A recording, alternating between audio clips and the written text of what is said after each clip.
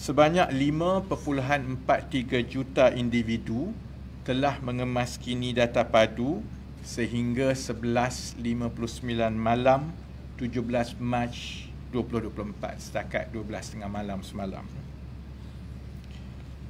Walau bagaimanapun, sebanyak 4,752 kawasan di seluruh negara telah dikenal pasti di mana penduduk kawasan-kawasan tersebut tidak mempunyai sebarang pendaftaran di bawah padu setakat ini, mahupun daripada program-program bantuan kerajaan yang disediakan sebelum ini. Maksudnya, nanti saya akan tunjukkan secara terperinci bagaimana pemetaan itu dibuat dan metodologinya, dan kita ada data daripada semua jabatan kerajaan, termasuklah data-data daripada senarai bantuan sedia ada, daripada STR, daripada JKM dan sebagainya.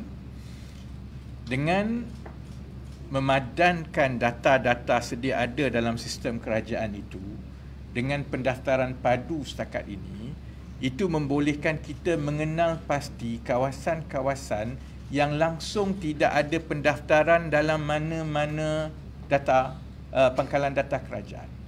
Sedangkan kawasan itu, dan saya akan tunjukkan nama-nama kawasan dan sebagainya, kawasan itu telah dikenal pasti sebagai kawasan berpendapatan sederhana dan rendah, B60 dan B40. Jadi kita ada sebanyak 4,752 kawasan di seluruh negara yang kini berisiko kececeran.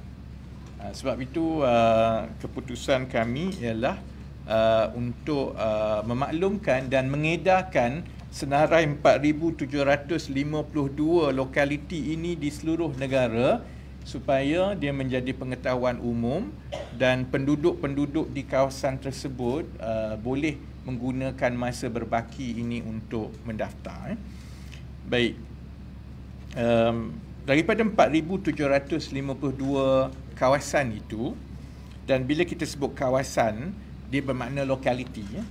Lokaliti ini merujuk kepada nama yang diberi kepada sesuatu tempat yang merupakan tempat tinggal sekumpulan orang tempatan yang mempunyai talian sosial yang jelas. Contohnya kampung, taman perumahan, pangsapuri, kondominium. Jadi bila kita semak keseluruhan, kita ada 4,752 kawasan-kawasan tersebut di seluruh negara, dan pecahannya adalah seperti berikut. Yang paling tinggi adalah di Lembah Kelang. Selangor mendahului dari segi risiko kececeran kerana 1,282 kawasan belum lagi diliputi, baik daripada data bantuan sedia ada ataupun daripada padu.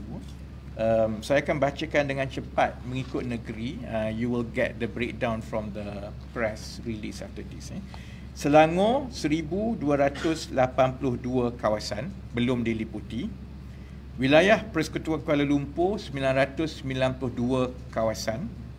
Sarawak 765 kawasan. Sabah 620 kawasan. Johor 271 kawasan.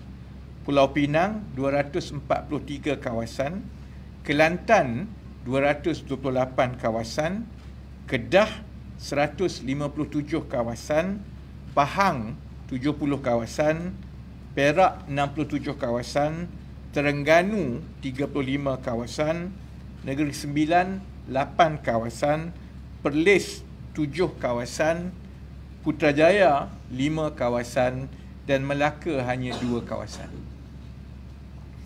Dalam konteks pelaksanaan padu, kemaskini oleh rakyat atau rekod pentadbiran daripada data-data pentadbiran daripada pangkalan-pangkalan data sedia ada kerajaan, ini kita boleh tunjukkan sehingga di peringkat locality. We can visualize this data. Once you map all this data, we can visualize it all the way to the locality. Dan sebab itu kaedah yang digunakan yang saya akan jelaskan sebentar lagi membolehkan kita mengenal pasti risiko-risiko keciciran sehingga ke peringkat lokaliti, contohnya PPR ataupun projek perumahan rakyat atau awam, di peringkat kondominium, di peringkat pangsapuri, rumah-rumah kos rendah, quarters, rumah kedai, rumah air. Ada rumah air? Oh, yang okay, Ustaz. Ini kampung atas air lah. Ingat ada orang duduk atas tangki air. Oh, rumah panjang dan juga rumah land apa nama ni, property sebiji-sebiji lah kan.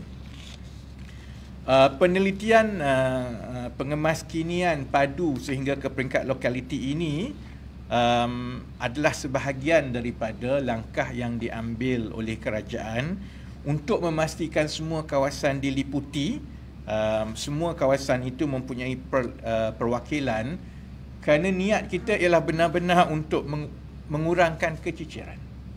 Kalau sebelum ini setiap kali ada bantuan, program, akan ada yang selepas itu melahirkan rasa tak puas hati, saya patut dapat tapi tak dapat kan.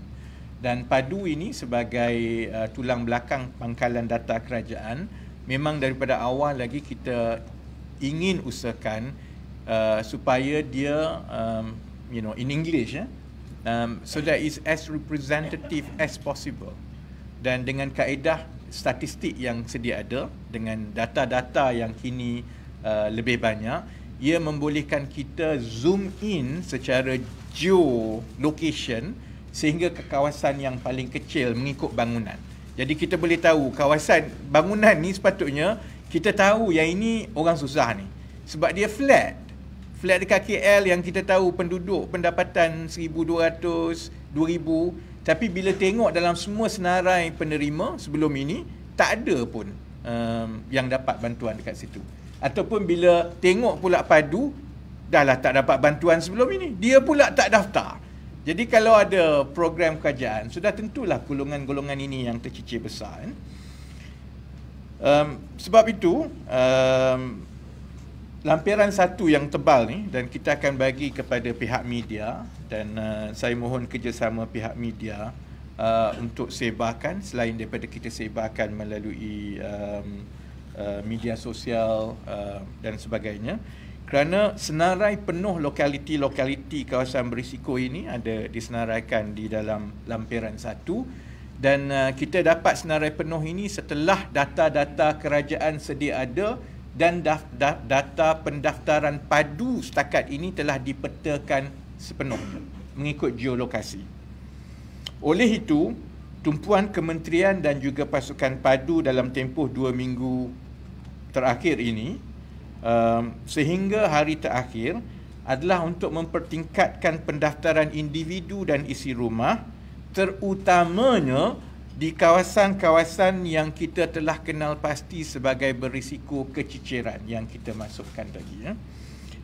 Dan oleh kerana di Lembah Kelang risiko paling besar, iaitu di Selangor dan juga di wilayah Persekutuan, maka Kementerian Ekonomi telah bekerjasama dengan Kerajaan Negeri Selangor dan juga Jabatan Wilayah Persekutuan untuk kita mengadakan satu sesi town hall pada 23 Mac 2024 ini, hari Sabtu, di Pusat Convention MBSA, bertujuan untuk kita kumpulkan semua wakil-wakil dan pemegang taruh dan wakil bertanggungjawab daripada semua lokaliti yang berisiko keciciran ini, supaya mereka mendapat maklumat, mereka tahu bahawa penduduk di kawasan mereka akan keciciran, dan harapan kami itu akan dapat membantu mereka balik ke kawasan masing-masing untuk membantu meningkatkan pendaftaran